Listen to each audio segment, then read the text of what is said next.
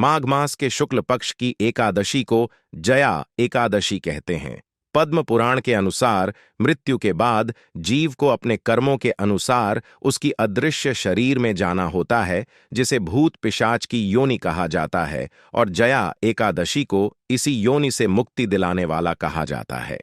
शास्त्रों में बताया गया है, जो व्यक्ति इस एकादशी को व्रत करता है उसे कष्टदायी पिशाच योनि से मुक्ति मिलती है।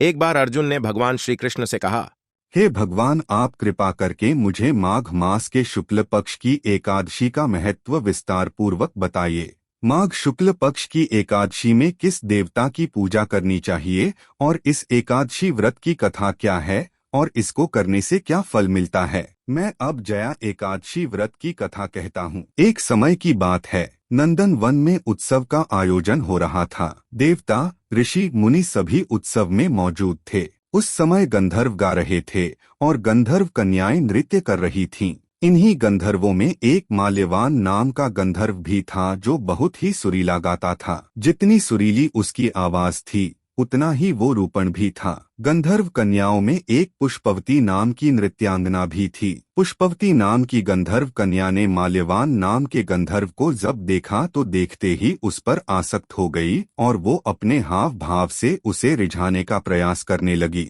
माल्यवान भी पुष्पवती पर आसक्त होकर अपने गायन का सुर ताल भूल गया। इससे संगीत की लय टूट गई और संगीत का सारा आनंद ही बिगड़ गया। माल्यवान के इस कृत्य से इंद्र भगवान नाराज होकर उन्हें श्राप देते हैं और कहते हैं, स्वर्ग से वंचित होकर तुम मृत्युलोक में पिशाचों का जीवन भोगोगे, क्योंकि तुमने संगीत जैसी पवित्र साधना का अपमान किया है। साथ ही सभा में उपस्थित गुरुजनों का भी अपमान किया है। इंद्र भगवान के श्राप के प्रभाव से वो दोनों पिशाची जीवन व्यतीत करने लगते हैं। पिशाची जीवन बहुत ही कष्टदायक था। दोनों बहुत ही दुखी थे। एक बार माघ मास के शुक्ल पक्ष की जया एकादशी के दिन संयोगवश दोनों ने कुछ भी नहीं खाया और न ही कोई पाप कर्म किया। पूरी रात उन्होंने अपने द्वारा किए गए पापों के बारे में सोचकर पश्चाताप किया। सुबह होते ही दोनों की मृत्यु हो गई। अनजाने में ही सही उन्होंने एकादशी का उपवास किया था। भगवान के नाम का जागरण भी हो चुका था, क्योंकि उन्होंने भगवान से माफी मांगते हुए उन्हें याद किया था।